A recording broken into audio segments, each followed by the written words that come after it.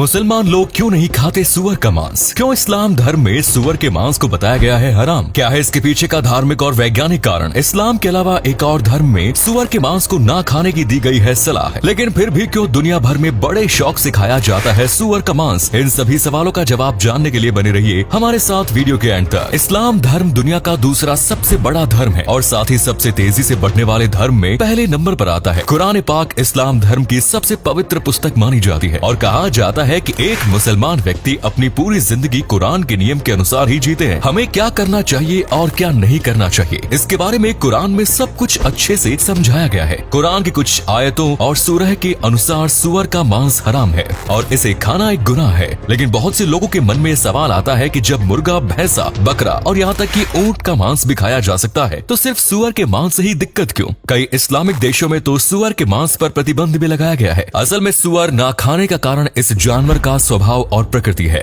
असल में सुअर हमेशा गंदगी और कीचड़ में ही रहना पसंद करता है। बड़े बड़े कूड़ा घर, नालों के आसपास सुअर रहते हैं। सुअर एक ऐसा जानवर है जो कुछ भी खा लेता है। घास फूस से लेकर सड़े गले जानवर और उनके मल तक सुअर कुछ भी खाने से परहेज नहीं करता। अगर सुअर के आगे एक और अच्छा खाना रखा जाए और दूसरी ओर मल रख दिया जाए तो वो मल खाना ज्यादा पसंद करेगा। सुअर का मांस खाने से शरीर में 72 तरह के रोग उत्पन्न हो सकते हैं। सुअर जिंदगी भर मल और कूड़ा खाकर ही बड़ा होता है और इसी वजह से उसके शरीर के अंदर बहुत अधिक संख्या में बैक्टीरिया और वायरस पैदा हो जाते हैं। सुअर का मांस यदि कोई इंसान खाए तो उस व्यक्ति के अंदर भी ये बैक्टीरिया और वायरस ट्रांसफर होने का डर बना रहता है। ये हमारे पेट और मस्तिष्क के लिए बहुत हानिकारक होते हैं। वैसे तो सुअर में कई प्रकार के कीड़े मकोड़े पाए जाते हैं, लेकिन उनमें सबसे खतरनाक टैप वॉर्म होता है। ये टैप वॉर्म यदि इंसान खा ले तो इसके अंडे खून के जरिए हमारे दिमाग तक पहुँच जाए तो हमारा दिमाग काफी डैमेज हो सकता है। सुअर का मांस खाने से ब्लड प्रेशर में कमी आती है। कई प्रकार की लिवर की बीमारियों को ये जन्म देता है और सुअर के मांस के अत्यधिक सेवन से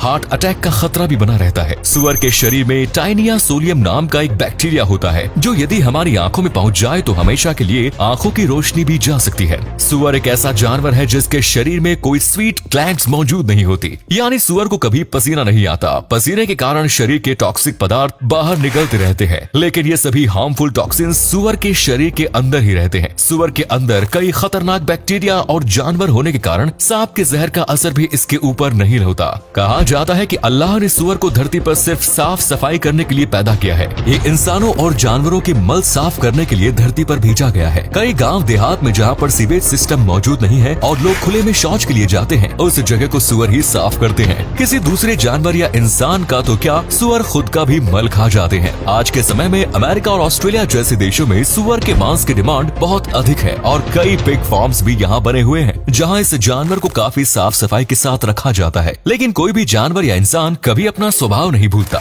भले ही सुअर को जितनी भी साफ सफाई में रख लिया जाए, वो वहाँ रहकर भी अपना खुद का मल तो खा ही सकता है। इस्लाम धर्म में सिर्फ हलाल किया हुआ मांस खाने की इजाजत है। मरा हुआ जानवर खाना भी इस्लाम धर्म में हराम माना जाता है। यदि कोई जानवर किसी बीमारी के कारण मर जाता है या फिर सड़क हादसे में उसकी मौत हो जाती है तो उस जानवर के मांस को नहीं खाया जाता। केवल अल्लाह का नाम लेकर जो जानवर हलाल किया जाता है वही खाने योग्य होता है। सुअर को बहुत ज्यादा पानी की जरूरत होती है। एक मादा सुअर एक दिन में 30 से 40 लीटर तक पानी पी जाती है, तो वही नर सुअर को एक दिन में कम से कम 20 लीटर पानी पीना होता है। इस्लाम धर्म की उत्पत्ति अधिकतर खाड़ी देशों में हुई है जहाँ हजारों किलोमीटर तक केवल रेगिस्तान मौजूद है। ऐसी जगह पर पानी पीने की बहुत किल्लत रहती है। इसी वजह से वहाँ पर सुअरों को पालना आसान नहीं होता। और एक वजह ये भी हो सकती है कि इस्लाम धर्म में सुअरों के खाने की मनाही क्यों है। न केवल इस्लाम धर्म में बल्कि बाइबल में भी सुअर का मांस खाना गलत माना गया है। लेकिन इन सब के बावजूद दुनिया भर में हर साल 2 अरब से अधिक सुअर काट दिए जाते हैं। केवल भारत में ही एक साल में 270 टन सुअर के मांस की खपत हो जाती है। कहा जाता है कि सुअर का मांस खाने में बहुत स्वादिष्ट होता है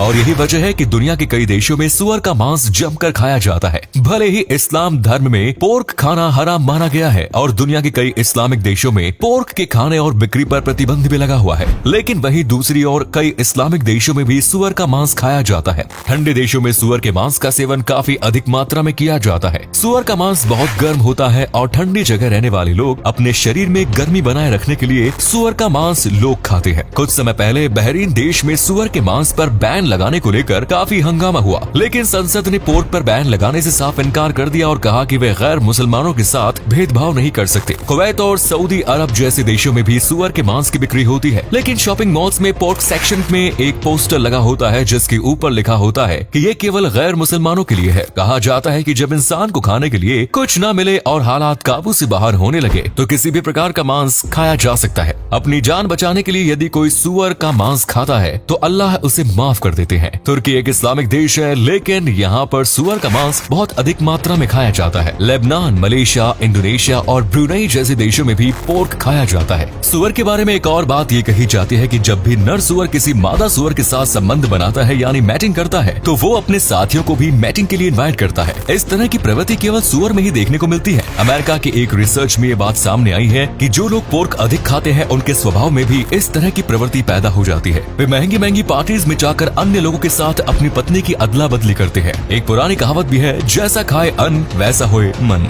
तो दोस्तों ये है सुअर ना खाने की पूरी कहानी। धार्मिक और साइंटिफिक दोनों ही दृष्टिकोण से सुअर को एक गंदा जानवर माना गया है और इसके मांस को ना खाने योग्य बताया गया है। उम्मीद करते हैं कि आपको आज की वीडियो पसंद आई होगी। अगर हाँ तो वीडियो को लाइक करें और ये रोचक जानकारी अपने दोस्तों के साथ अधिक से अधिक शेयर करें। आज के लिए इतना ही, आपसे फिर मिलेंगे नई वीडियो के साथ। तब तक के लिए अलविदा, धन्यवाद।